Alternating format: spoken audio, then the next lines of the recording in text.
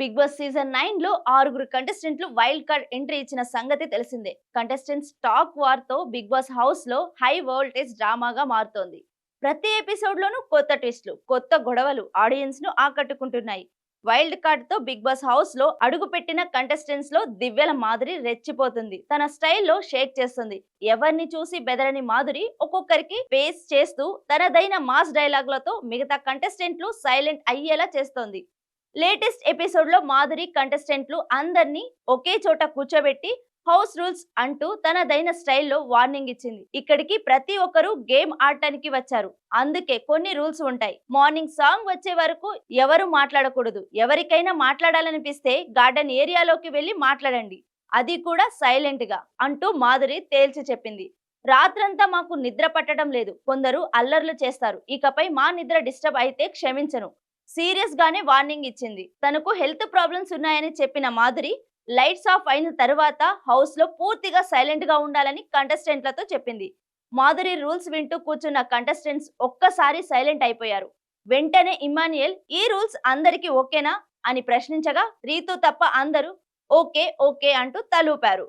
కానీ మాధురి మాత్రం ఓకే కాకపోయినా ఈ రూల్స్ పాటించాల్సిందే అంటూ ఖరాఖండిగా చెప్పేసింది. అయితే మీరు చెప్పిన మాట వినడానికి నేను హౌస్ లోకి రాలేదు. బిగ్ బాస్ రూల్ అయితే పాటిస్తా, కాదంటే లేదు అంటూ గట్టిగా రీతు చౌదరి చెప్పేసింది. దీంతో మాధురి నా రూల్స్ నచ్చకపోతే బిగ్ బాస్ హౌస్ నుండి వెళ్ళిపోండి అంటూ షాక్ ఇచ్చేలా మాట్లాడింది. ఈ విషయంలో మాధురి, రీతు ఎవరు కూడా తగ్గకుండా వాగ్వాదానికి దిగారు. దీంతో హౌస్ లో వాతావరణం హీట్ ఎక్కిపోయింది. ప్రస్తుతం మాధురి, రీతు మధ్య చర్చ సోషల్ మీడియాలో వైరల్ గా మారింది.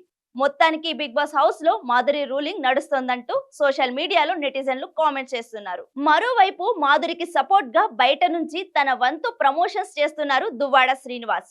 హౌస్ లో మాధురి ఆట తీరుపై ఆయన స్పందించారు. బిగ్ బాస్ ఆఫర్ పై ఆయన ఓపెన్ గా మాట్లాడారు. బిగ్ బాస్ ఎలా కండక్ట్ చేస్తారో తనకు తెలియదన్నారు. మా ఇద్దరిని బిగ్ బాస్ నిర్వాహకులు రమ్మని చెప్పారని, తనకు బయట చాలా పనులున్నాయని అందుకే వెళ్ళలేదన్నారు.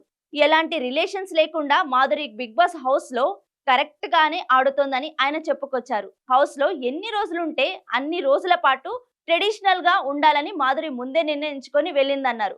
బిగ్ బాస్ హౌస్ లో ఉన్న నెగిటివిటీని పోగొట్టేందుకే ఆమె హౌస్ కు వెళ్ళిందన్నారు. మాధురి స్ట్రాటజీతో ఆడుతోందని, టైటిల్ గెలవడమే టార్గెట్ అన్నారు. తమకు డబ్బుపై ఆశ లేదని, బిగ్ బాస్ నుంచి మాధురికి వచ్చే రెమ్యునరేషన్ ను సమాజ సేవ కోసం వినియోగిస్తామని దువ్వాడ శ్రీనివాస్ తెలిపారు. తామిద్దరం కలిసి ఓ సినిమాలో కూడా నటించామన్నారు.